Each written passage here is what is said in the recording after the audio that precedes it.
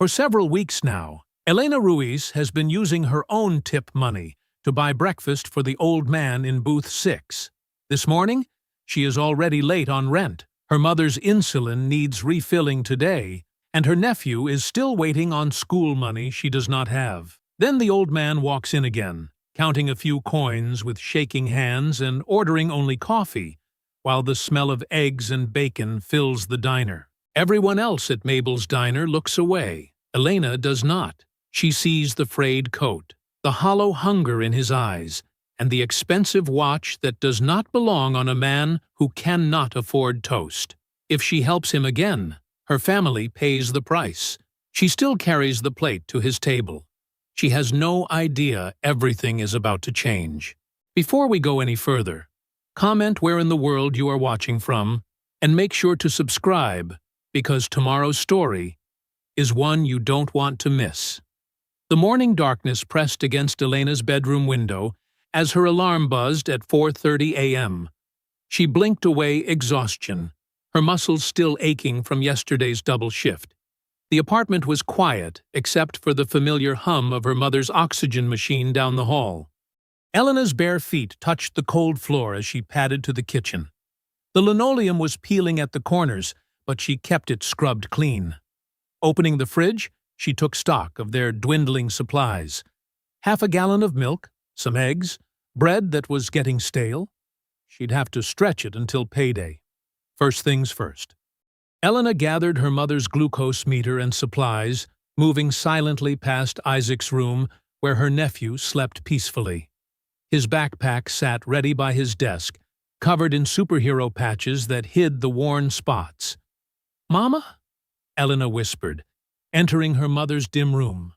Rosa was already awake, sitting up against her pillows. "Mi amor." Rosa smiled tiredly.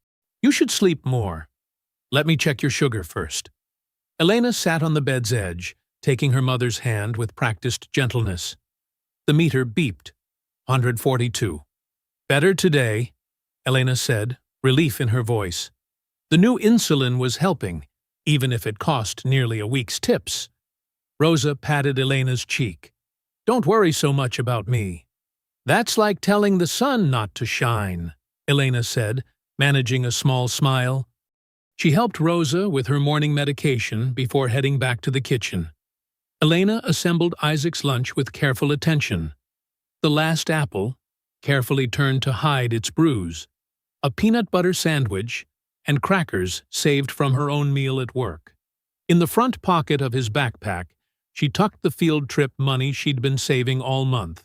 $20 that should have gone toward the electric bill, but Isaac's face had lit up talking about the science museum. Some things were worth the sacrifice. At the kitchen counter, Elena pulled out the stack of bills from the drawer.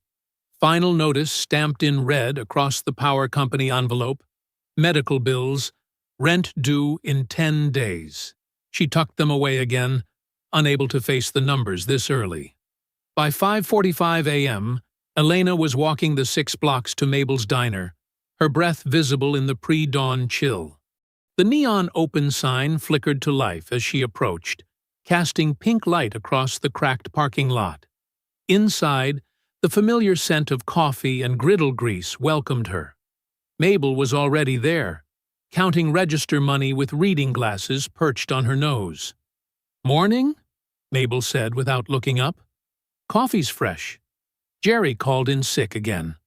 Elena tied on her apron, knowing sick meant hungover. "I can cover his section." She'd been hoping to study the community college brochure during her break, but that would have to wait. The morning rush started with the usual crowd. Truckers stopping off the highway, factory workers grabbing breakfast before first shift, retired folks nursing coffee for hours. Elena moved between tables with practiced efficiency, remembering every order without writing them down. "More coffee, Mr. Patterson." She was already pouring before he nodded. "You're an angel, Elena," he said, his weathered hands wrapped around the mug. She noticed a young father at table 6 checking prices anxiously while his son stared at plates passing by. The boy couldn't have been more than 7, his coat sleeves too short at the wrists. When the father ordered only coffee, Elena accidentally brought toast with it. Later, she slipped the boy an apple from her own lunch, winking as she set it down. His gap-toothed smile was worth missing lunch herself. Between refills and orders, Elena's mind wandered to her old dream. A warm, welcoming cafe with mismatched mugs and affordable meals. A place where young people could learn job skills, where elderly neighbors could gather, where no one had to count coins under the table. The dream felt impossibly distant now, buried under years of more urgent needs. She was wiping down the counter when Mrs. Sullivan's coffee cup crashed to the floor. Before the elderly woman could apologize, Elena was already there with a replacement cup and a gentle, "No worries at all. These things happen." The morning wore on. Elena's feet ached in her worn sneakers as she carried plates, cleared tables, and smoothed over small crises. A mixed-up order here, a spilled drink there. She handled each with the same steady kindness, even when her own worries pressed at the edges of her mind. The breakfast rush was finally thinning when movement caught her eye. Through the streaked front window, she saw an unfamiliar figure approaching, an elderly man in a faded brown coat that had seen better days. He entered slowly, the bell above the door announcing his arrival. His shoes were polished but worn, his posture proud despite his obvious fatigue. Elena watched as he chose the smallest booth by the window, the one that caught the morning sun. He settled in carefully, his movements deliberate, like someone trying not to draw attention to their own discomfort. She reached for her notepad, straightened her apron, and prepared to greet another person who might need more than just a meal. The elderly man studied the laminated menu with careful attention, his weathered fingers tracing down the columns of prices. Elena gave him a few extra minutes, filling sugar dispensers nearby while watching from the corner of her eye. When she approached his table, his posture straightened slightly, as if gathering dignity. "Good morning," Elena said warmly. "Can I get you started with some coffee?" "Just coffee, please," he replied, his voice unexpectedly refined despite his worn appearance. Black. As Elena poured the steaming coffee, she noticed how his hands stayed beneath the table edge. The soft clink of metal against metal gave away what he was doing, counting coins, probably wondering if he had enough for anything more substantial than coffee. The morning sun slanted through the window, highlighting the frayed edges of his coat collar. Though the garment was clean and carefully maintained, it bore the subtle signs of daily wear. His face held a quiet dignity that made Elena's heart ache. This wasn't someone looking for handouts. This was someone trying to preserve his pride. She touched the tip money in her apron pocket. $12.35 so far. Rosa's diabetes medication would cost $68 even with insurance, and they were already 3 days late refilling it. Every penny today needed to go toward that prescription. The man lifted his coffee cup with slightly trembling hands. When the door swung open from the kitchen, bringing the smell of bacon and pancakes, Elena saw him inhale deeply, his eyes closing for just a moment. A nearby table received their breakfast platters, and she caught him glancing at the steam rising from their eggs. Elena's fingers wrapped around the money in her pocket. Rosa needed that medication. Isaac needed new shoes. The electric bill was overdue. All the practical reasons to walk away crowded her mind. But she couldn't do it. She couldn't let him sit here hungry when she had the power to help, even if it meant going without lunch herself. Again. She returned to the kitchen where Mike was working the grill. "Mike, I need a standard breakfast platter. Scrambled eggs, wheat toast, and a bowl of oatmeal with raisins." "Ticket?" he asked, spatula poised. "Kitchen mistake," Elena said smoothly. "I'll handle it." A few minutes later, she approached the man's table with the loaded plate and bowl. "I'm so sorry to bother you, sir, but we had a mix-up in the kitchen." This order was made by mistake, and it'll just go to waste otherwise. Would you mind helping us out by taking it?" He looked up sharply, his blue eyes keen and assessing. "I only ordered coffee." "I know," Elena said, already setting down the plate. "But food waste is such a shame, isn't it? And the oatmeal's fresh. Mabel's special recipe with brown sugar and raisins." His hands remained still on the table. "Young lady, Please," Elena said softly. "It would really be doing us a favor." Something passed between them in that moment. An understanding, perhaps, or a shared acknowledgement of the gentle fiction she was creating to protect his dignity. After a long pause, he nodded once. "Very kind of you," he murmured. Elena smiled and turned away quickly, giving him privacy with his breakfast. Through the rest of her shift, she made sure his coffee stayed full, but otherwise let him eat in peace. She noticed he cleaned every plate methodically, using the toast to wipe up the last traces of egg yolk.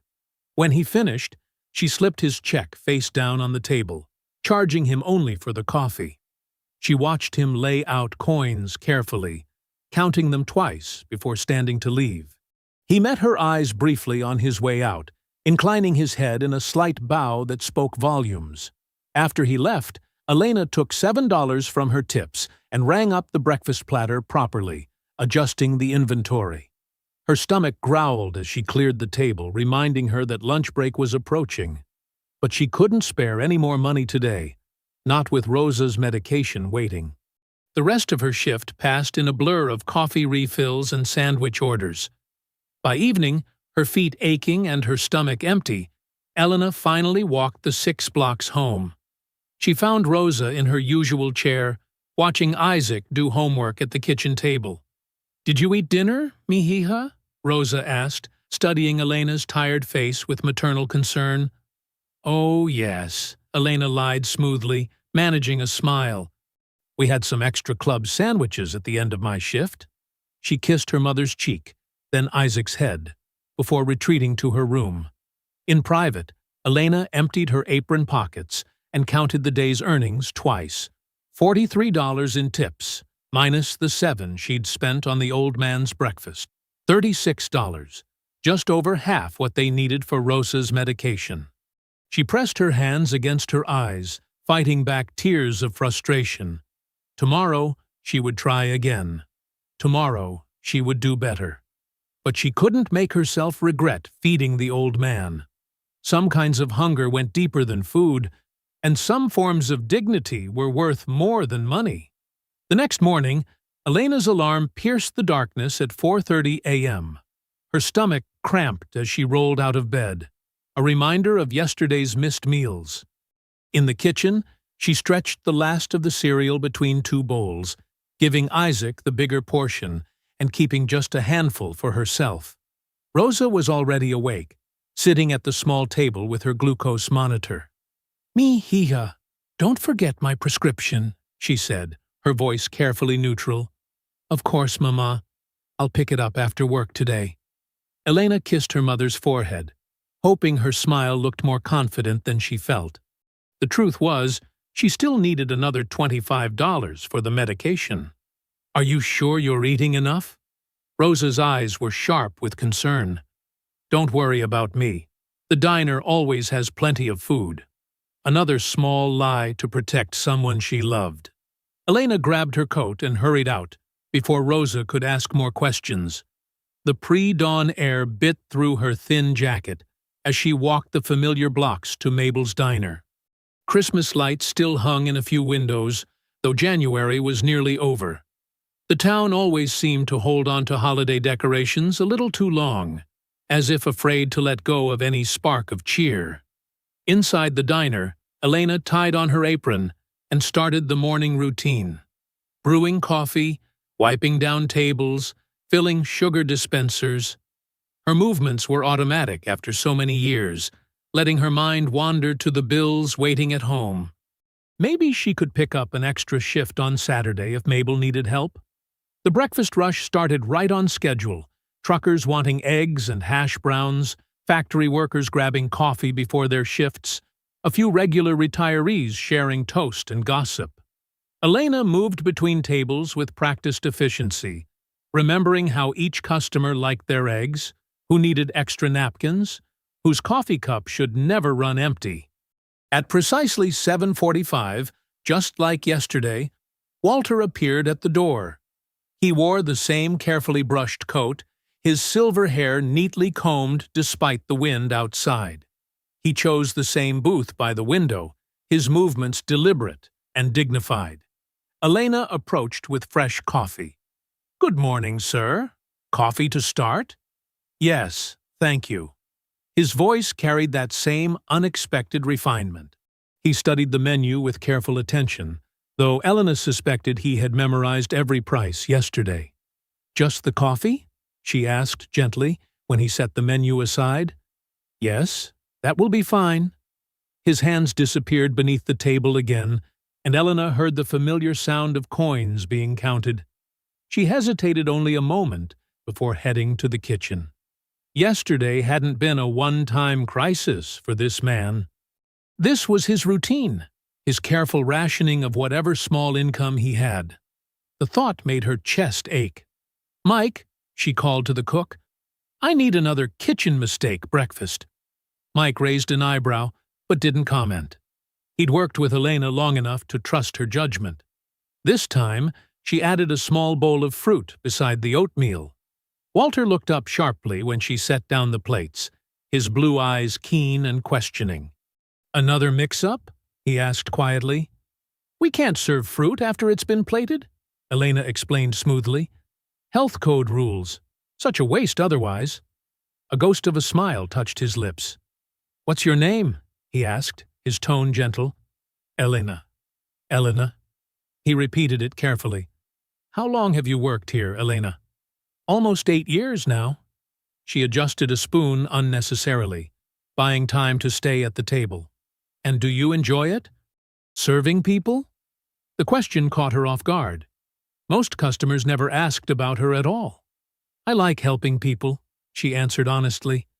"Some places need keeping alive, you know?" Walter's gaze sharpened with interest.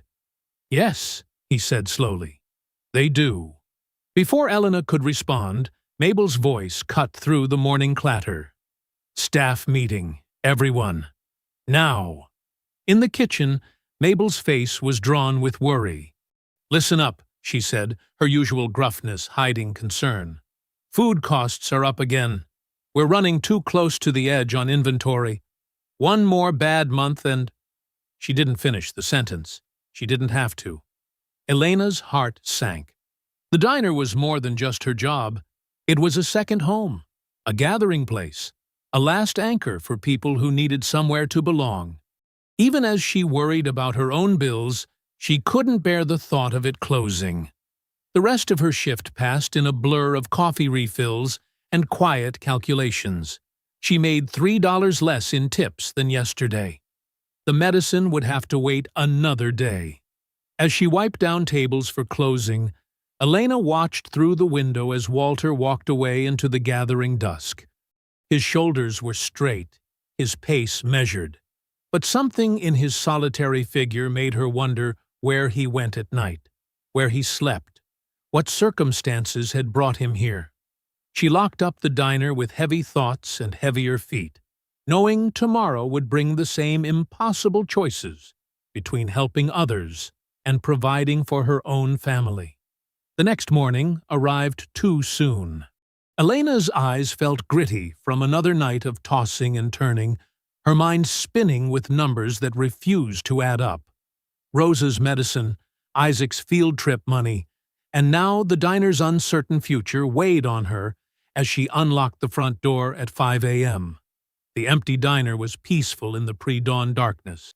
Elena moved through her opening tasks mechanically, starting coffee, checking supplies, wiping down already clean counters. The sound of the heat clicking on barely covered the whisper of rain against the windows. At exactly 7:45, Walter appeared. His coat was damp from the drizzle, but his posture remained perfectly straight as he settled into his usual booth. Elena brought coffee without being asked. "Good morning," she said. warming yesterday's half-full cup. Nasty weather out there. Indeed. Walter's eyes crinkled slightly. Though the coffee makes up for it. Elena hesitated, then added, Kitchen made extra oatmeal today, with brown sugar.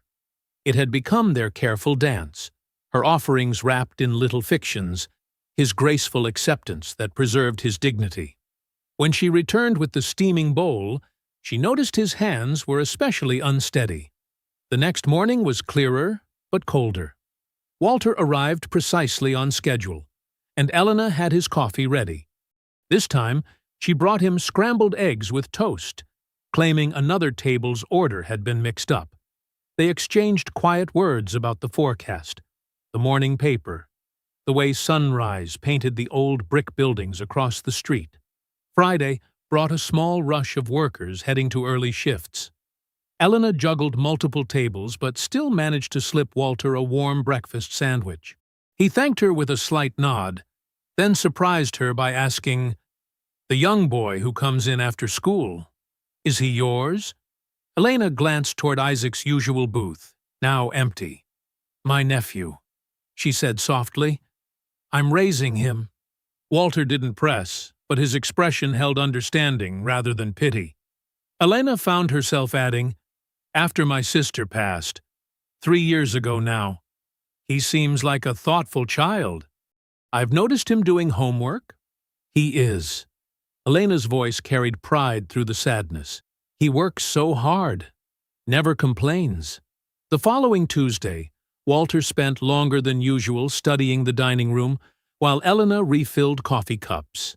His gaze traced the water stain spreading across one ceiling tile, lingered on the duct tape holding a vinyl booth together, noted the way Mabel massaged her knee as she worked the register. This place has history, he observed when Elena brought his usual breakfast. 52 years, she confirmed. Mabel's mother opened it, back when the mills were still running. And now? Now we take care of who's left. Elena straightened a sugar packet holder. Not everyone can afford the fancy places by the highway. Walter nodded slowly. Places endure because someone keeps choosing them. The words settled in Elena's chest like a warm stone. They felt personal, as if he'd seen past her cheerful efficiency to the daily choice of showing up, staying steady, keeping faith in something larger than herself. Through the rest of the week, their morning exchanges continued. Walter asked small but careful questions about the town, the regulars, the rhythm of diner life. Elena found herself sharing more than she intended. About Isaac's art projects, Rosa's garden before she got sick, her own abandoned dreams of culinary school.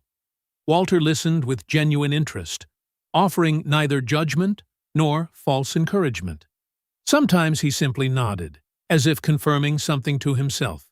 Elena noticed he watched everything, how she handled difficult customers, calmed kitchen tensions, remembered regulars' dietary restrictions without being reminded.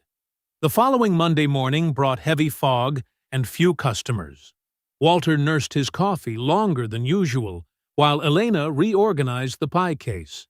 When she passed his table later, she found it empty, except for a folded $20 bill beneath his cup. A note beside it read simply, "For the pie case, not for me." Elena picked up the money with trembling fingers. The gesture struck her heart. Not just the unexpected help, but the way he'd framed it. He was protecting her pride as carefully as she'd guarded his.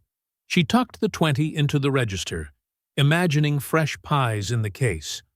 Warm pieces served to people who needed sweetness in their day. She glanced out the foggy window, but Walter had already disappeared into the gray morning. Only his empty coffee cup remained, still warm to the touch.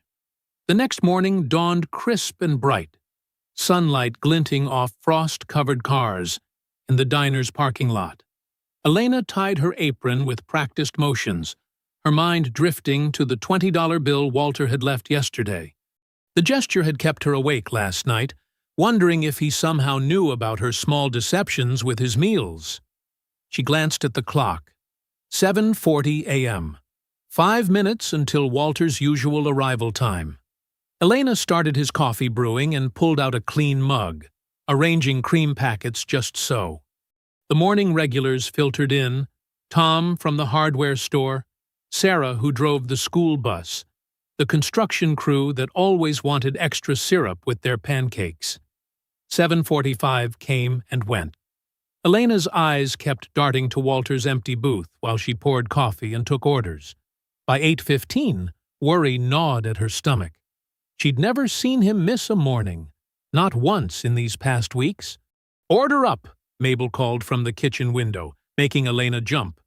She delivered plates of eggs and hash browns, refilled coffee cups, but her thoughts stayed with Walter's absence.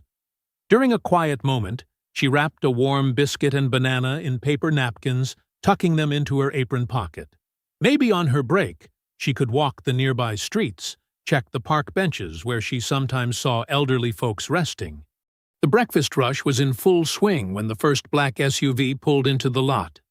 Elena barely noticed it through the window, focused on juggling plates of French toast and bacon. But then another identical vehicle appeared. And another. They kept coming, sleek and dark, until 10 massive SUVs had arranged themselves in a precise line across the parking lot. The diner fell silent. Forks paused midway to mouths. Every head turned to watch as men and women in expensive suits emerged from the vehicles. Some wore earpieces and stood scanning the area with practiced attention. Others carried leather briefcases and tablets. "Sweet Jesus," Mabel whispered from behind the register. "Are they shutting us down?" Elena's hands trembled as she set down her coffee pot. Through the windows, she could see the group approaching the entrance with purposeful strides. The bell above the door chimed as they filed in, filling the small diner with the scent of leather and costly cologne. A woman in a charcoal pantsuit stepped forward. Her silver hair was perfectly styled, and her red-soled heels probably cost more than Elena made in a month. Behind her stood a man whose suit screamed "attorney" from his wire-rimmed glasses to his monogrammed briefcase. "We're looking for Elena Ruiz," the woman announced, her voice carrying authority that silenced even the sizzling grill. Elena's throat went dry. She stepped forward, conscious of syrup spots on her apron and a loose strand of hair that had escaped her ponytail. "I'm Elena Ruiz." The attorney moved to stand beside the woman. "Ms. Ruiz, we're here regarding Walter Hale." Elena's heart clenched. "Is he okay?" "Mr. Hale suffered a medical emergency early this morning," the attorney said, his tone carefully measured. "Before being transported to the hospital, he left explicit instructions to locate, and, I quote, the waitress from Mabel's diner who fed me when she had no reason to." Elena heard Mabel's sharp intake of breath behind her. The attorney continued, "What you may not know is that Walter Hale is the founder and majority shareholder of Hale Industries. The manufacturing complex on the north side? That's just one small part of his enterprise." The room spun slightly. Elena gripped the edge of a nearby table. The Walter she knew, her quiet morning regular who counted coins under the table, was a corporate titan. "Mr. Hale has been living privately since stepping back from public life 5 years ago," the silver-haired woman explained. "He's been evaluating certain things, including this establishment and its staff." The attorney cleared his throat. "He was quite clear that you've been covering his meals from your own earnings, Ms. Ruiz, without recognition or expectation of repayment." Heat flooded Elena's cheeks. All those careful deceptions, the extra breakfasts, the mistaken orders, hadn't fooled Walter at all. He'd known exactly what she was doing. "Mr. Hale has requested your presence at the hospital," the woman said, "if you're willing to come with us." Elena looked back at Mabel, who stood frozen behind the register, then at her regular customers, whose faces showed the same shock she felt. The biscuit and banana still weighed in her apron pocket. A simple kindness now revealed as something much more complicated. I need to tell my mother where I'm going, she managed. We've already sent a car to explain the situation to Mrs. Ruiz, the attorney said smoothly, and to ensure your nephew gets safely to and from school today. They'd thought of everything. Elena untied her apron with shaking fingers and handed it to Mabel, who finally found her voice. Go on, Mabel said gruffly, but her eyes were soft with concern. We'll manage here. The silver-haired woman gestured toward the door, and Elena followed her out into the morning sunshine. The SUV's leather seats were cool and pristine. As they pulled away, Elena watched through the tinted window as her familiar world, the worn diner, the worried faces, her ordinary life, receded into the distance. The elevator doors opened onto the 12th floor of Madison Memorial Hospital, and Elena stepped into another world. Gone were the bustling corridors and crowded waiting rooms of the public floors below. Here, thick carpeting muffled footsteps and original artwork hung on walls painted in soothing earth tones. Security personnel stood at strategic points, their earpieces gleaming. Men and women in expensive suits huddled near a nurse's station, speaking in hushed tones while clutching tablets and phones. They all turned to stare as Elena followed the silver-haired woman down the hallway, her work shoes squeaking slightly on the polished floor. Wait here, the woman instructed, gesturing to a set of leather chairs. Elena sat, acutely aware of her waitress uniform and the lingering smell of coffee and bacon that clung to her clothes. Through nearby windows, she could see the entire town spread out below, including the tiny dot that was Mabel's diner. So you're the waitress. The voice was cool and precise. Elena looked up to find a younger woman studying her with barely concealed skepticism. She was perhaps 35, wearing a cream-colored blazer that probably cost more than Elena's monthly rent. Her pearl earrings matched her manicure perfectly. I'm Elena Ruiz, Elena offered, standing and extending her hand. The woman ignored it. Vivian Hale.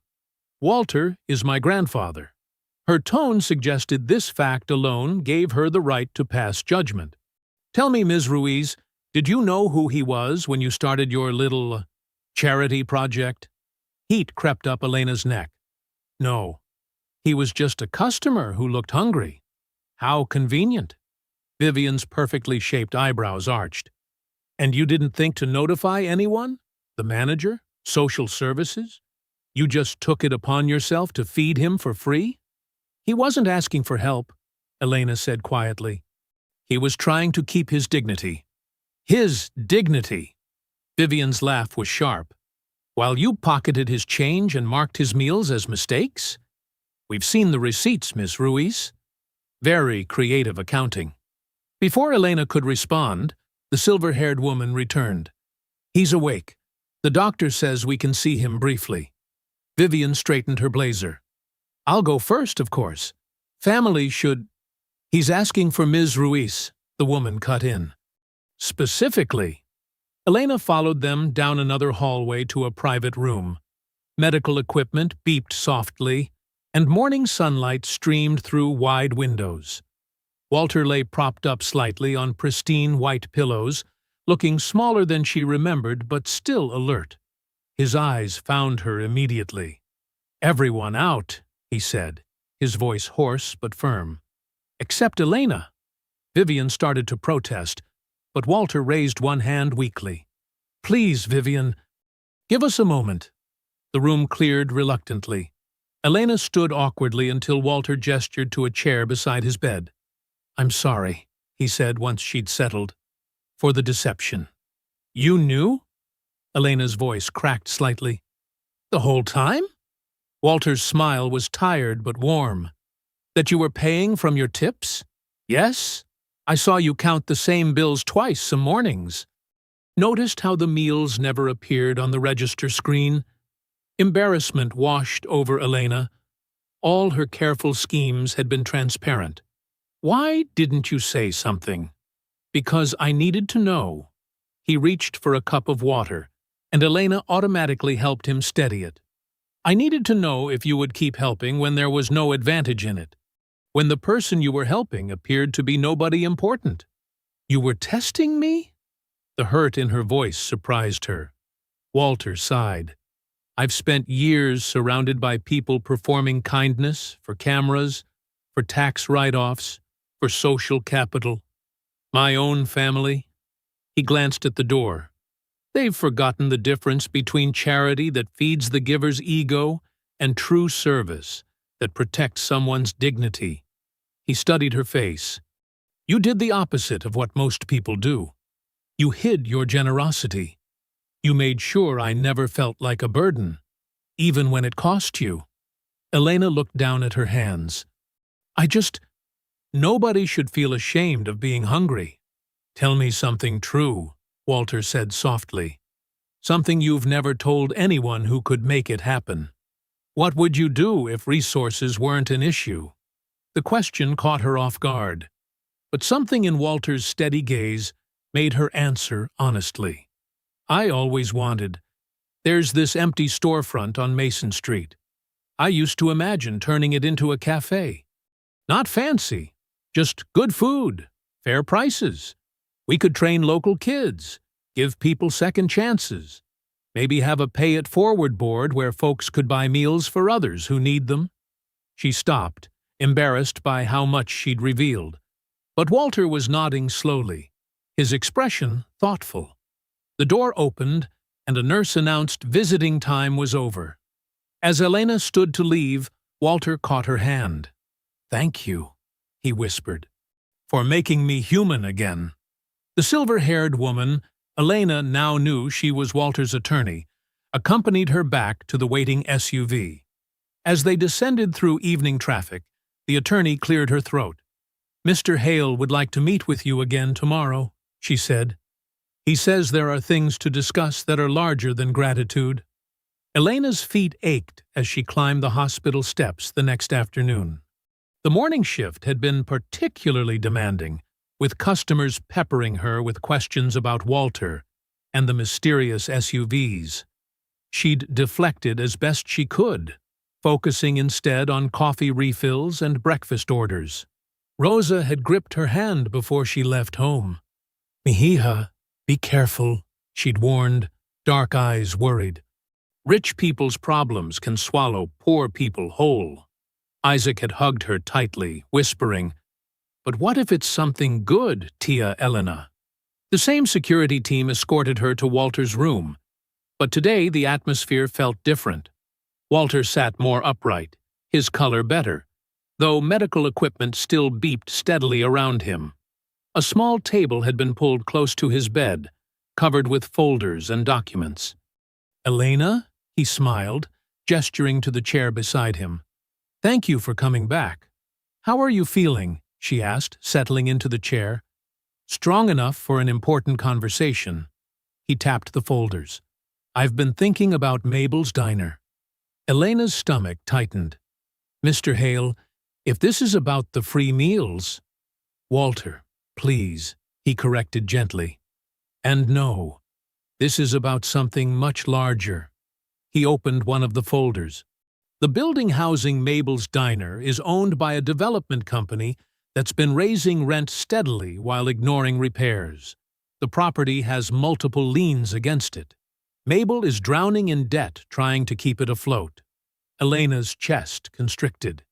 She'd suspected things were bad, but hearing it confirmed made her dizzy. How do you know all this? I had my team look into it yesterday. Walter's eyes were kind but intense. I want to purchase the building through my foundation, clear the debts, renovate it completely. And then, he paused, watching her carefully. I want to install you as managing partner under a community trust we'll establish. Elena stared at him. I don't understand. It gets bigger, Walter continued. The diner would become the centerpiece of a local initiative. Job training programs for young people, affordable meals for families struggling to make ends meet, scholarships for teenagers like Isaac. He pulled out more papers. We'd create a sustainable model that could be replicated in other communities. Mr. Hale, Walter. Elena's voice shook slightly. I'm just a waitress.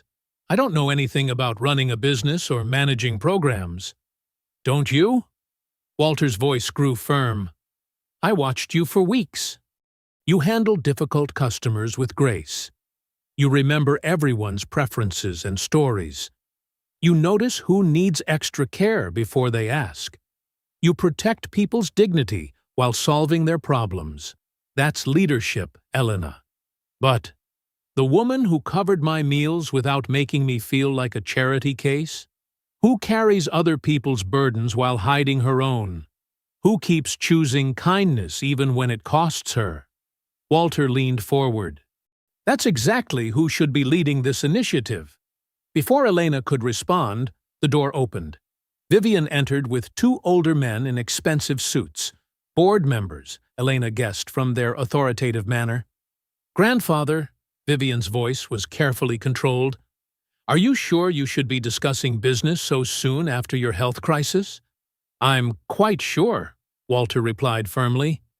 Elena, these are Jonathan Pierce and Richard Townsend from our board of directors. The men nodded coolly. Ms. Ruiz, Pierce said, we understand you've developed quite an interesting relationship with Mr. Hale. Through serving him free food without authorization, Townsend added. Actually, Walter cut in, through showing exactly the kind of character we claim to value in our community outreach mission. Elena sat straighter. I never asked for anything from Mr. Hale. I only wanted to help someone who was hungry. How convenient that your help was directed toward someone of considerable means, Vivian observed. I didn't know who he was, Elena said quietly, and I help anyone who needs it. Ask anyone at the diner. That evening, Elena visited Mabel at home, needing to understand the diner's true situation. The older woman's hands trembled as she pulled out stacks of bills and bank notices. I've been robbing Peter to pay Paul for 3 years now, Mabel admitted. One more bad winter might finish us. I just couldn't bear to tell everyone. Her eyes filled with tears. That place was my mama's whole life. Now it might die on my watch. Back home, Elena found Isaac at the kitchen table, colored pencils scattered around him. He was drawing with intense concentration, a bright new sign for the diner, complete with twinkling lights and fresh paint. The word, Welcome, arched over the door in careful letters. Elena stood behind him, one hand on his shoulder, staring at the hopeful scene he'd created. Her heart raced with equal measures of possibility and fear. The future suddenly felt vast and uncertain, full of both promise and peril. The next morning, Elena's fingers brushed against Isaac's folded sketch in her purse as she walked to work. The paper had become like a talisman, carrying both hope and weight. The drawing showed the diner as Isaac imagined it could be, bright, welcoming, full of life. But this morning, even the familiar walk felt different. She noticed a neighbor watching from behind curtains, and the usual nod from Mr. Peterson at the hardware store lasted a bit longer than normal.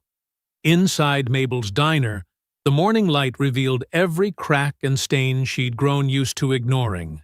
The vinyl booths showed their age, the ceiling's watermarks seemed darker, and the ancient coffee maker sputtered more than usual. Still, the breakfast regulars filled their usual spots. Truck drivers claimed their stools, and the smell of bacon and coffee wrapped around her like a familiar blanket. Did you see the paper? Jenny, the morning cook, thrust the local gazette at Elena. A small article mentioned Walter Hale's hospitalization and included a blurry photo of the SUVs outside the diner. The word redevelopment appeared twice. Don't let it distract you, Mabel called from the register. Tables need clearing. But distraction proved impossible when 3 men in suits arrived mid-morning. They introduced themselves as Walter's property assessment team, pulling out tablets and measuring tools. They photographed the kitchen equipment, tested faucets, and examined the electrical panel while customers watched with undisguised interest. "Look at this wiring," one man muttered. "Complete overhaul needed." "Foundations solid, though," another noted. "Good bones." During their lunch break, Mabel pulled Elena into the storage room. The older woman's face had softened from its usual stern expression. "I've been thinking," Mabel said, fidgeting with her apron strings. "Maybe change wouldn't be the worst thing." She gestured at the shelves of dwindling supplies. "I've been fighting so hard just to keep the lights on.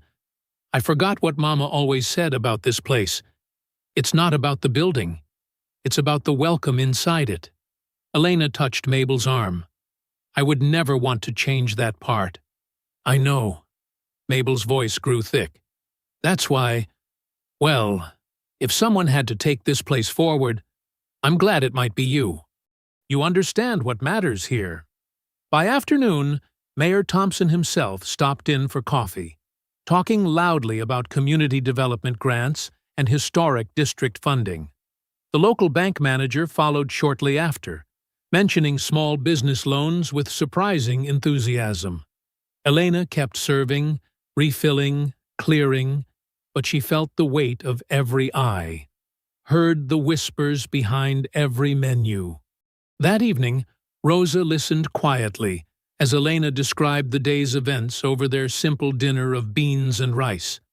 Isaac had already gone to bed, his sketch now hanging proudly on the refrigerator. "Mama, it feels impossible," Elena admitted. "Like a dream I'm afraid to trust." Rosa stirred her tea slowly. "Mi amor, I want everything good for you. But remember, when powerful people suddenly offer gifts, there are always strings attached. Be careful which ones you let them tie to you."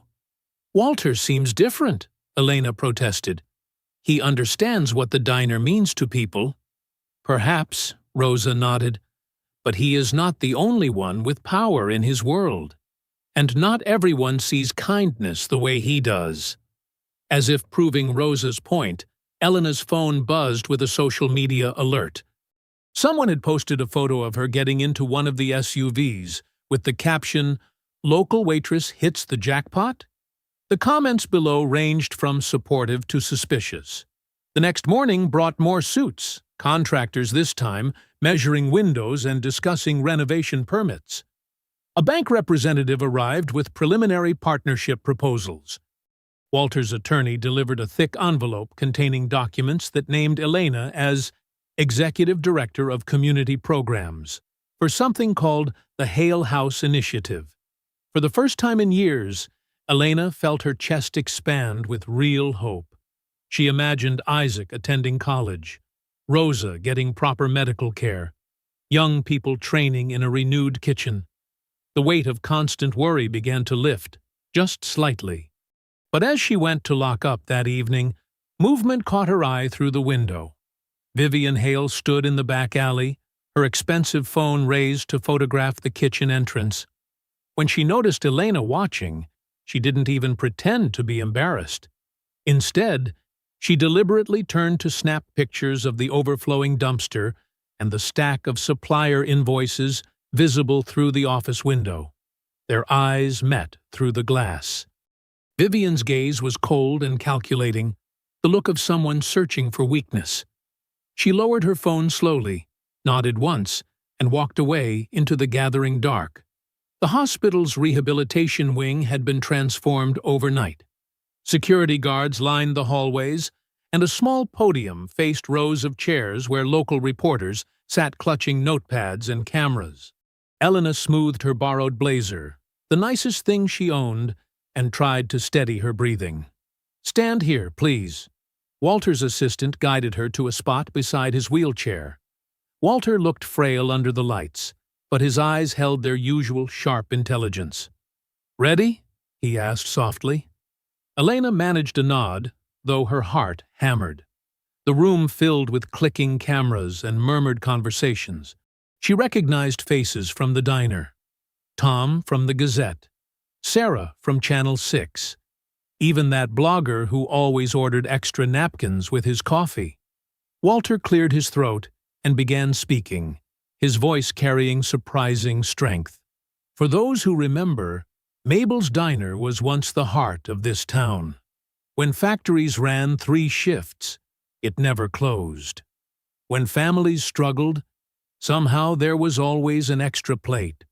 That spirit of community hasn't died. It just needs renewed resources to thrive again.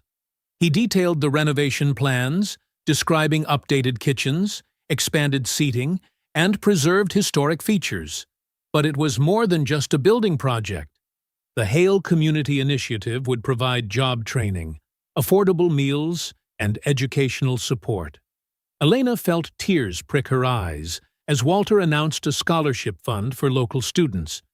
And leading this effort, Walter continued, will be someone who already demonstrates the values this program represents.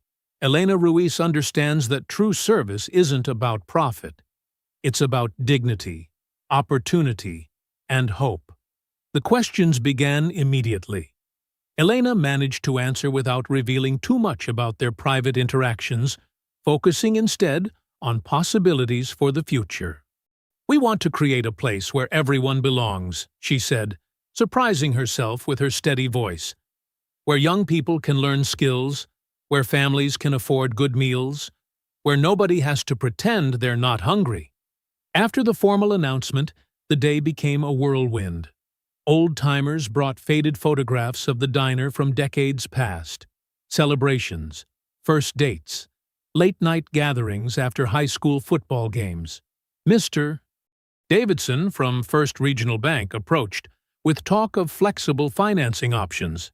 "We've been waiting for something like this," he said. "The whole downtown could turn around." Elena's phone buzzed constantly. Isaac's principal called about potential scholarship opportunities. The vocational school director wanted to discuss training partnerships. Even the mayor stopped by, mentioning grant programs and tax incentives. In a quiet moment, Mabel pulled Elena aside, her usual gruffness softened by emotion. "Been running that place 30 years, she said, wiping her eyes. "Thought I'd have to watch it die. Now maybe I can step back, knowing it's in good hands." She pressed a ring of old keys into Elena's palm. "These go to everything.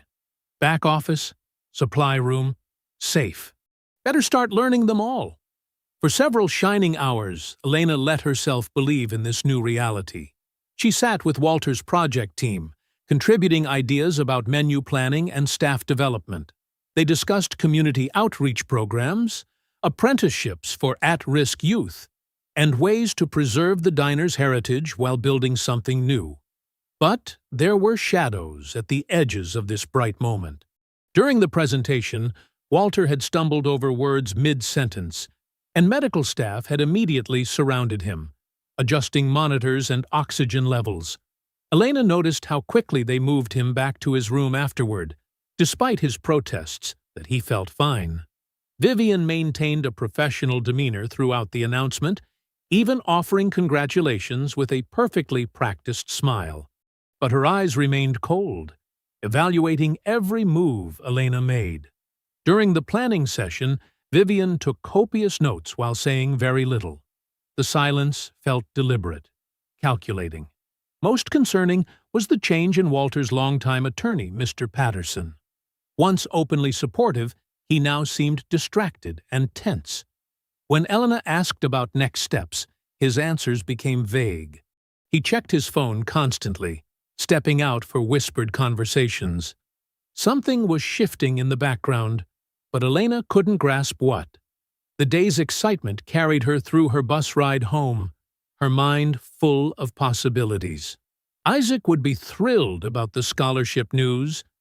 Maybe Rosa could finally see that specialist she needed. The diner's future stretched before her, bright with promise. But when Elena reached her apartment door, reality crashed back harshly. A paper had been shoved underneath, face down on the worn carpet. She picked it up, then felt her stomach clench. It was a grainy photo, clearly taken through the hospital room window, showing her standing beside Walter's bed. Across the image, someone had scrawled a single word in thick red marker: "Gold digger." The morning air bit cold and sharp, as Elena hurried toward Mabel's diner. Her mind still stuck on the cruel message slipped under her door. The sight that greeted her stopped her mid-stride. Mabel stood on the sidewalk, arms crossed tight, face drawn with worry, as two men in city uniforms examined clipboards and shook their heads. "Complete shutdown, effective immediately," one inspector declared, affixing a bright orange notice to the front door. "Multiple critical violations." "But these are the same conditions you've passed for years," Mabel protested, her voice cracking. "Nothing's changed since last month's inspection." Elena approached cautiously. "What's happening?" The second inspector turned, his expression hardening as he recognized her. "Health code violations, improper food storage, inadequate refrigeration maintenance, expired permits." He flipped through pages. "And apparently some concerning reports about unauthorized food distribution." Mabel's face fell. "What reports?" Elena's phone buzzed. A local news notification appeared. "Scandal at historic diner. Waitress accused of food theft and fraud." Her hands trembled as she opened the article to find her own photo staring back, alongside details of unclaimed breakfast orders and manipulated tickets spanning weeks. "Is it true?" Mabel demanded, her eyes searching Elena's face. "Were you giving away food without recording it?" Elena started, but the truth caught in her throat. How could she explain that mercy had seemed more important than money? That feeding a hungry man had felt right, even knowing it broke rules? The inspectors methodically documented violations in the kitchen. The temperamental freezer that sometimes ran warm. The crack in the floor tile they'd covered with a mat. The ceiling leak they'd managed with buckets during rain. All the small imperfections they'd worked around for years suddenly became ammunition. Elena's phone kept buzzing. Text messages poured in, some supportive, others accusatory. A former regular customer walked past, averting her eyes. Another stopped to stare openly, whispering to her companion. By mid-morning, the final blow landed. Walter's attorney called, his voice strained. "I'm sorry, Elena. There's been an emergency injunction filed against the trust. Ms. Hale and several board members are challenging Mr. Hale's mental competency. All projects are frozen pending review. And they've requested you have no further contact with Mr. Hale." "But he's all alone there," Elena protested. "He needs—" "I understand, but my hands are tied. Security has been notified. Please don't try to visit." The diner's regular breakfast crowd gathered on the sidewalk, reading the closure notice and trading theories. Elena heard fragments of conversation. "Always seemed too good to be true. Poor Mabel. Trusted the wrong person. Probably planned it from the start." A few loyal customers defended her. "Mrs." Martinez hugged her fiercely, whispering, "We know your heart, dear." But others who'd smiled at her just yesterday now turned away. Mabel sat heavily in a patio chair, looking older than Elena had ever seen her. "I understand why you did it," she said quietly. "Feeding people who need help, that's what we've always done here. But not recording it, hiding it. You put everything at risk. All our jobs, our licenses." She pressed her lips together. "I can't keep you on staff after this. I'm sorry." Elena nodded numbly, unable to speak. She gathered her few belongings from her locker. Spare apron, family photos, Isaac's drawings pinned inside the door. The walk home felt endless. Rosa was waiting, worried. What happened? Mrs. Cooper upstairs said there were inspectors. "I lost my job," Elena managed.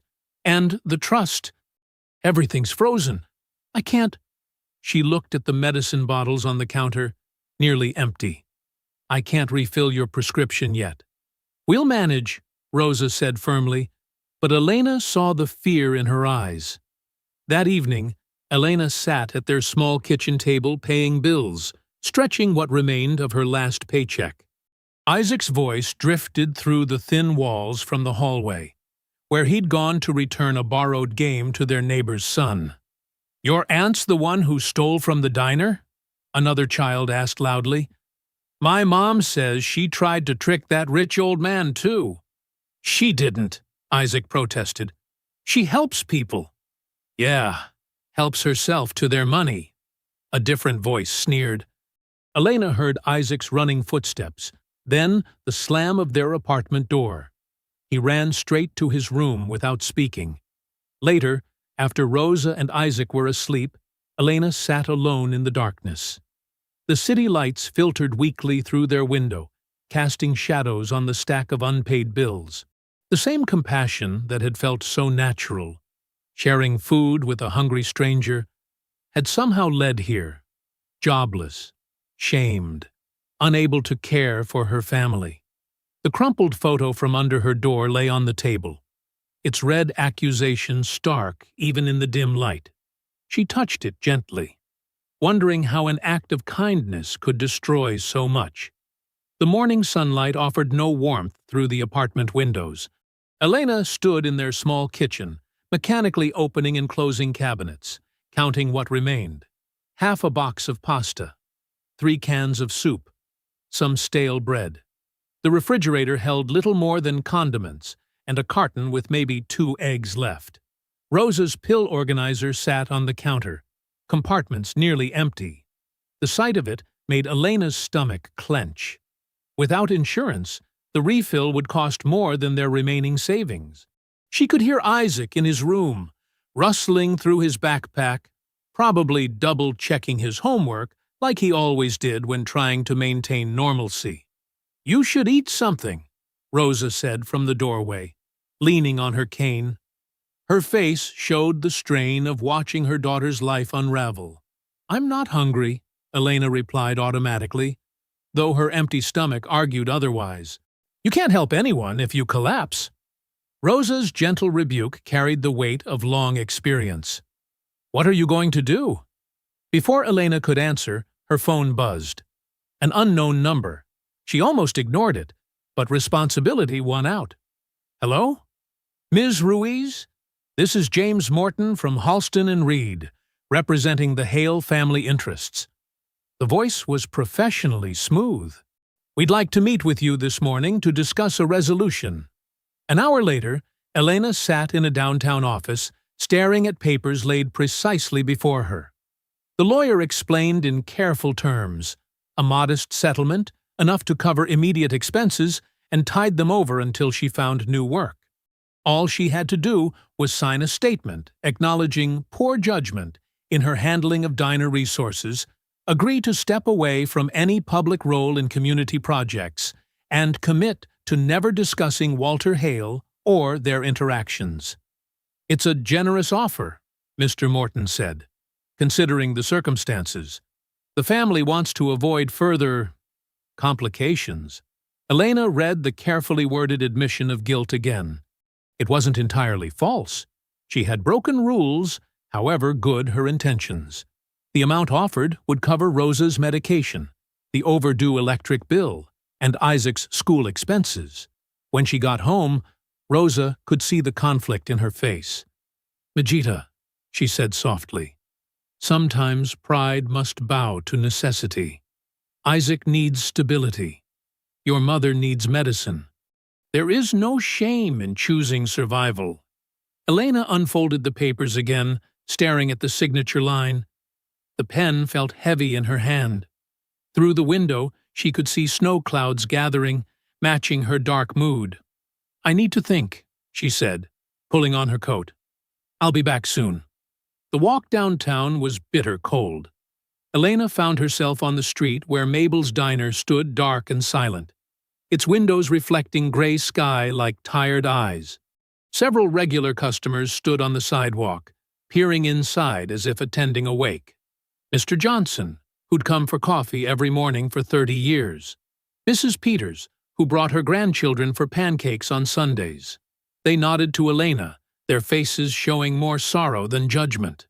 Through the glass, she could see Mabel at a booth, surrounded by stacks of papers. Elena hesitated, then knocked softly. After a moment, Mabel came to unlock the door. "Thought I might find you here," Mabel said, her voice gruff but not unkind. "Come in before you freeze." Inside, the diner felt wrong. Too quiet, too still. Mabel returned to her paperwork, sorting receipts into piles. Elena stood awkwardly until Mabel sighed and gestured to the opposite seat. "I'm still mad," Mabel said bluntly. "But I've been doing these books all morning, and you know what I found? We've been running at a loss for months before any of this happened. I kept cutting corners, stretching supplies, ignoring problems because I couldn't bear to see this place die." She met Elena's eyes. "And I let you carry the weight of feeding people who needed help, pretending not to notice because it kept my conscience clean. That shame's on me." Before Elena could respond, Mabel's radio crackled with a weather alert. The storm was intensifying. Power outages likely. The church shelter downtown was asking for emergency volunteers, worried about their elderly residents if heating failed. Elena's phone buzzed again. The lawyer, asking about the settlement papers. She touched the folder in her coat pocket, feeling the weight of the choice it represented. Security versus truth. Safety versus service. Outside, the first heavy snowflakes began to fall, thick and fast. Within minutes, the street disappeared under white. Elena's phone lit up with a text from the church coordinator. "Power flickering here. Any chance you know how to organize emergency meals?" The snow fell in thick curtains as Elena hurried from her apartment, carrying 2 canvas bags stuffed with whatever food she could gather. Her neighbors had quickly emptied their own pantries when she knocked. Canned vegetables, dried pasta, half-empty boxes of crackers. Mrs. Rodriguez from 3B had even insisted on giving her a large pot of homemade soup she'd just finished cooking. The church shelter's windows were dark when she arrived, the power already out. Inside, elderly residents huddled under blankets, while volunteers passed out flashlights. The coordinator, Sarah, rushed to meet her. "Thank God you're here," Sarah said, her breath visible in the cold air. "We've got at least 50 people who need hot food, and more keeping coming in from the apartments down the street." Elena surveyed the situation with the same steady focus she'd used during countless busy shifts. "The kitchen here runs on electric stoves? Everything's down. We can't even brew coffee." Elena pulled out her phone.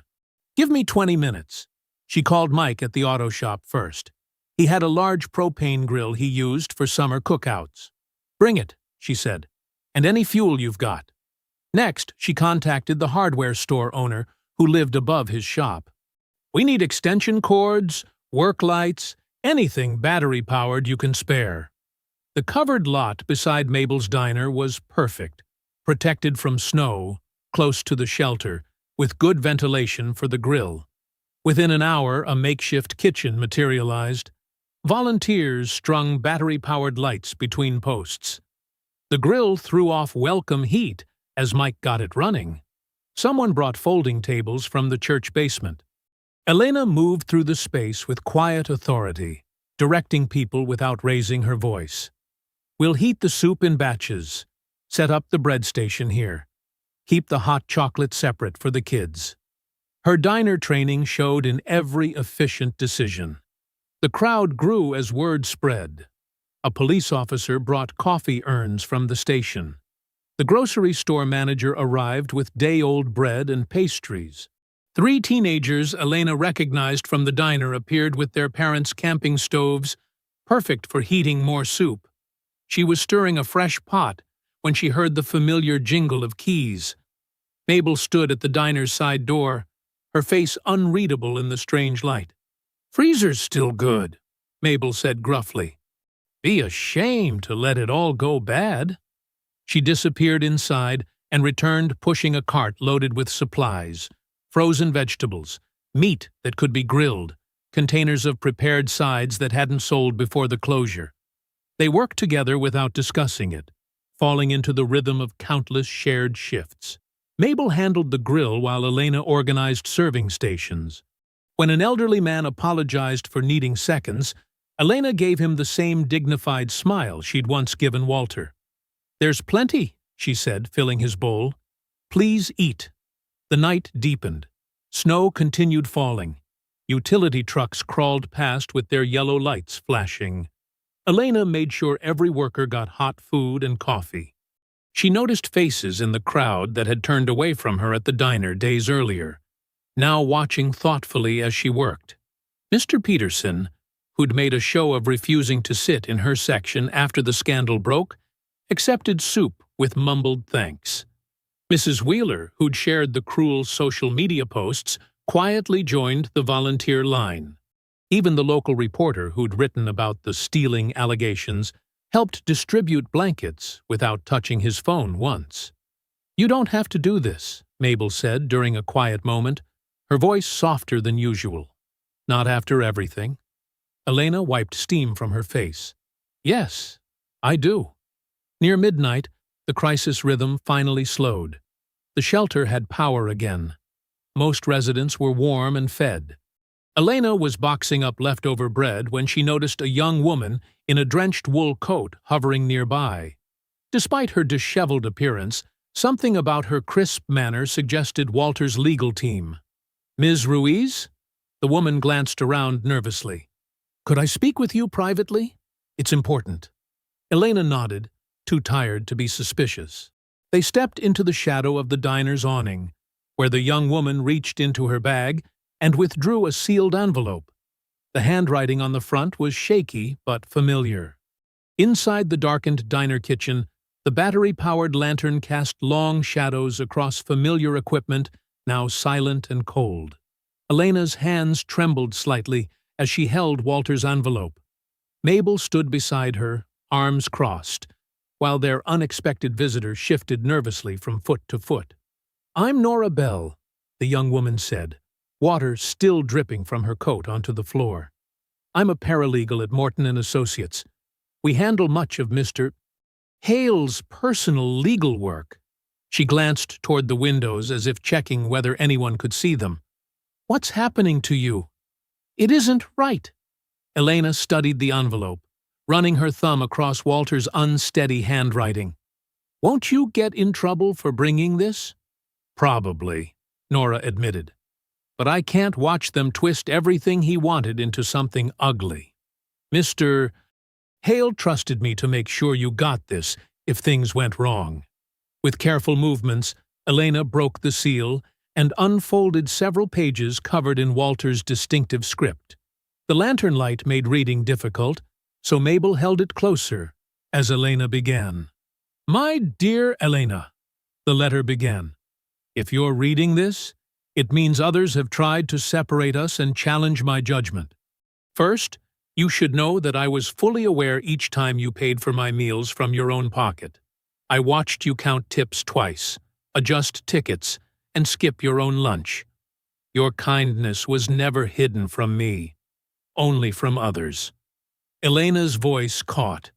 Mabel squeezed her shoulder, urging her to continue. "But there is a deeper truth you must understand," Elena read. "In 1962, I was a 12-year-old boy whose father had just died.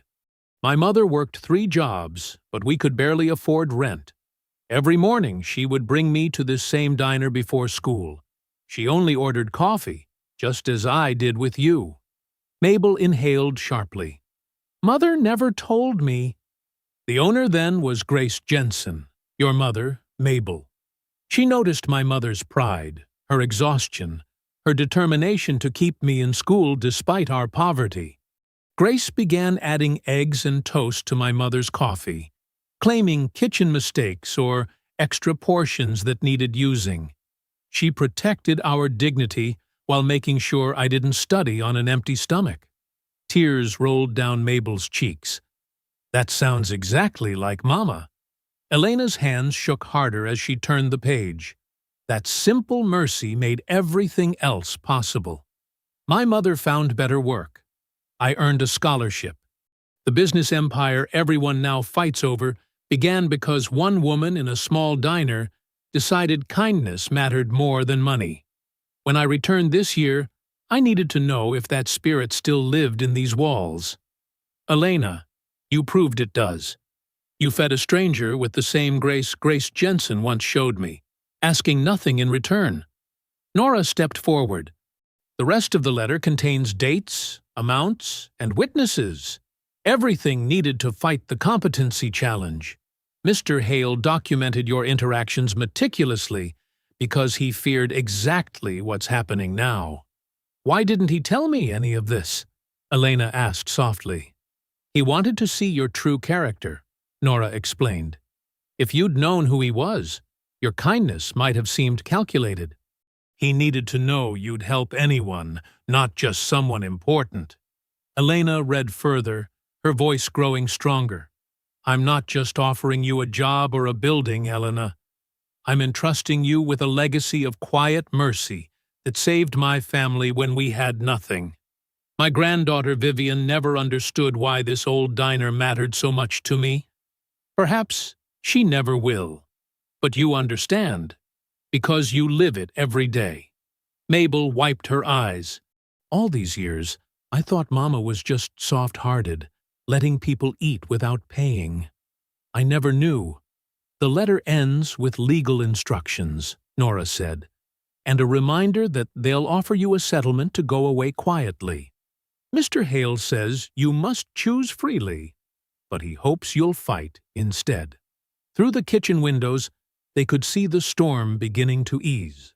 The emergency meal station outside was nearly packed up, volunteers heading home through the thinning snow. Dawn wasn't far off. Elena carefully folded the letter and slipped it back into its envelope. The settlement papers in her coat pocket suddenly felt heavy, like a weight she could finally set down. She looked at Mabel, then at Nora, her decision crystallizing in the lantern's dim light. I won't sign their papers, she said quietly. I won't pretend what happened here was wrong. The county courthouse loomed ahead, its stone steps already crowded with reporters and curious onlookers. Elena's worn black dress felt too thin for the January chill as she climbed those steps with her small group. Rosa gripped her arm for support, while Isaac stayed close to Mabel's protective bulk. Nora Bell hurried ahead to guide them through security and into the hearing room. Inside, the wood-paneled chamber buzzed with whispers.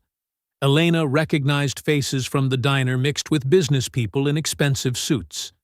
Camera phones tracked their progress to the front tables.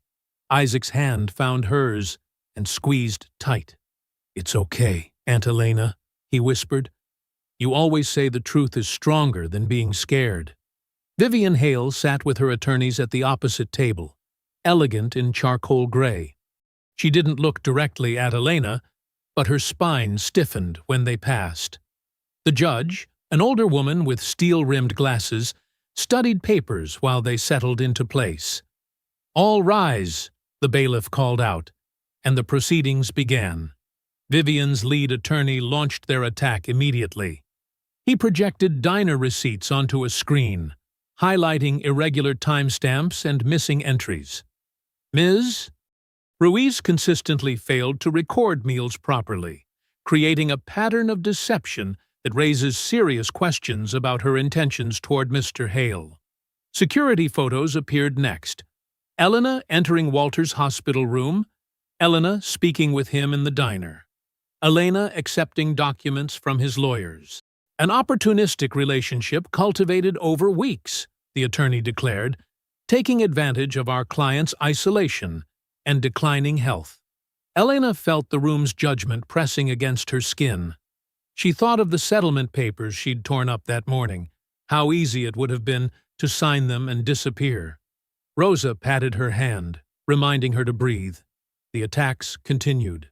Policy violations, character implications, suggestions that she had manipulated a lonely old man's gratitude into a massive financial opportunity. They even brought up her overdue bills and her sister's death, painting her as desperate enough to exploit anyone's kindness. When Elena's turn came to speak, she rose slowly. The microphone hummed as she adjusted it. She looked not at the lawyers or the cameras, but at the faces she knew from years of early mornings. Truck drivers, teachers, retired couples who counted quarters for coffee. "Yes, I broke diner policy," she began quietly. "I marked meals as paid when they weren't. I used my tips to cover food I gave away. If that's wrong, I accept the consequences."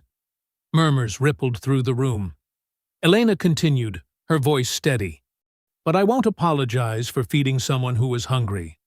I didn't ask Mr. Hale's bank balance or last name. I saw his hands shake when he counted coins under the table. I noticed him breathing in the smell of breakfast he couldn't afford. Where I come from, you don't need paperwork to share food." She glanced at Mabel, who nodded slightly. "The diner has always been more than a business. It's where truckers get warm after night runs, where kids do homework if home is too chaotic, where elderly neighbors sit all afternoon because loneliness hurts worse than empty pockets." Elena squared her shoulders. "I gave Mr. Hale breakfast the same way I've helped others. Not for reward, not for attention, simply because hungry people should eat." Nora stood then, approaching the judge with Walter's letter and a thick folder of supporting documents. "Your Honor, we submit Mr. Hale's personal testimony and contemporaneous notes documenting his interactions with Ms. Ruiz. He recorded dates, amounts, and his own clear intentions regarding both the meals and his later decisions." As the judge reviewed the materials, a commotion arose in the hallway. The doors opened to reveal medical personnel with a transport chair. Walter Hale, thin but alert, was being wheeled carefully into the chamber. "I apologize for the dramatic entrance, Your Honor," Walter said, his voice frail but clear. "But some truths require personal witness." Vivian half rose, her composure cracking. "Grandfather, you shouldn't be here. Your doctors—" "My doctors are with me, and I am quite competent to speak," Walter interrupted. He fixed tired eyes on the judge. "I chose Elena Ruiz not from confusion or manipulation, but because she proved something essential. Integrity doesn't change based on who's watching." The room hung silent as Walter detailed the board's attempts to block his charitable initiatives, his private investigation of the diner, and Elena's consistent kindness, even when she thought he was just another struggling customer.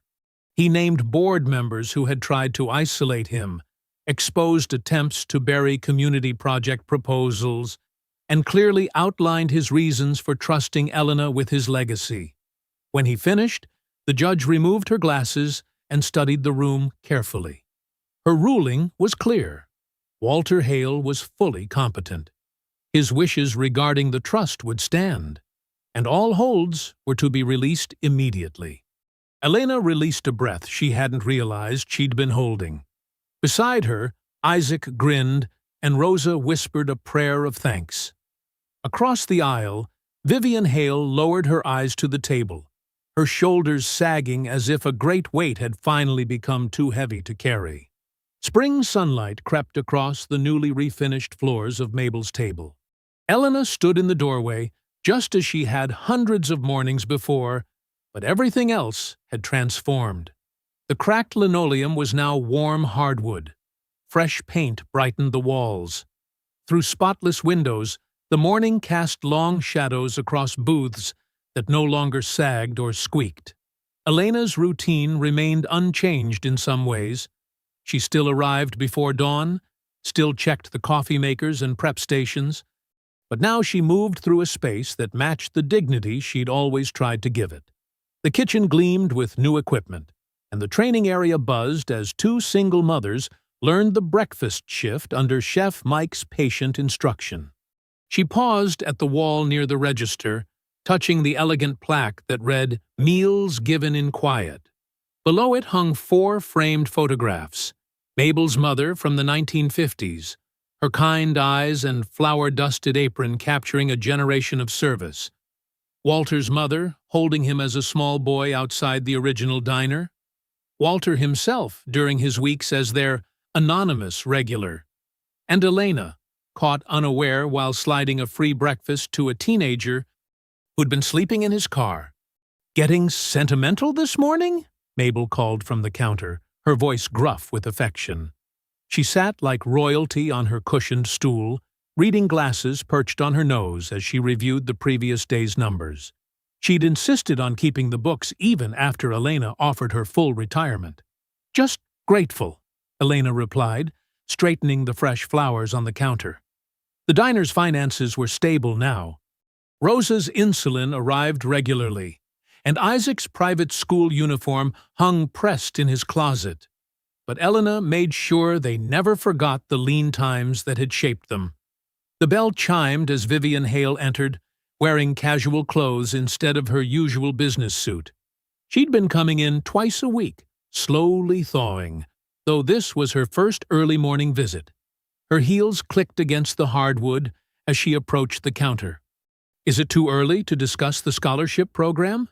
Vivian asked, her formal tone not quite hiding her uncertainty. "We have 20 applications from local students, and I thought, well, I'd value your input on the selection criteria." Elena gestured to a booth. "Join me for coffee?" "The kitchen's making Walter's oatmeal recipe this morning." A flash of emotion crossed Vivian's face at her grandfather's name. She nodded, sliding into the booth while Elena brought 2 steaming mugs and a plate of fresh scones. They spread the applications between them, and Elena noticed how Vivian had flagged stories similar to her own. Students raising siblings, working multiple jobs, choosing between textbooks and groceries.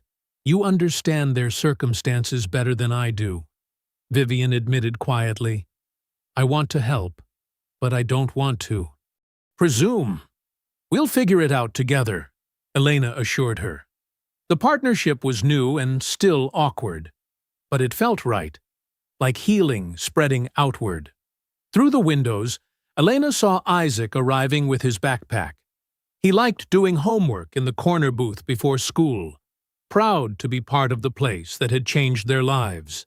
The training kitchen staff called cheerful greetings as he settled in with his books. The morning light strengthened, painting everything gold, when Elena noticed a man hesitating outside. His clothes were clean but worn, his expression a familiar mix of hunger and shame. He entered slowly, chose the smallest booth, and studied the menu far too long, just as Walter once had. When Elena approached, she saw his hands beneath the table, counting coins. His eyes stayed fixed on the coffee prices, shoulders tense with the math of dignity versus need. "Coffee, please," he said quietly. "Just coffee." Elena nodded, keeping her face neutral and warm. The kitchen made extra breakfast skillets this morning during training. "Would you mind helping us out by taking one? Otherwise it goes to waste, and Chef Mike gets grumpy about food waste." The man's throat worked. "I don't want to be any trouble." "No trouble at all," Elena assured him, already turning toward the kitchen. She returned with a full breakfast: eggs, potatoes, fresh fruit, and toast. She set it down with the same casual grace that had once preserved Walter's pride, then walked away before the man could protest. From the counter, she watched him slowly begin to eat, his shoulders gradually relaxing. Mabel caught her eye and smiled, a lifetime of understanding passing between them. The wall of photographs seemed to glow in the morning light, each face a link in a chain of quiet mercy. The diner hummed with life around her. Isaac bent over his books, Vivian making notes about scholarships, new staff learning to carry plates with confidence, regulars greeting each other like family. Elena felt the fullness of it in her chest. The miracle wasn't just that someone had noticed her kindness. It was that now she could do so much more of it, turning one moment of grace into a legacy of hope. I hope you enjoyed that story. Please like the video and subscribe so that you do not miss out on the next one. In the meantime, I have handpicked 2 stories for you that I think you will enjoy. Have a great day.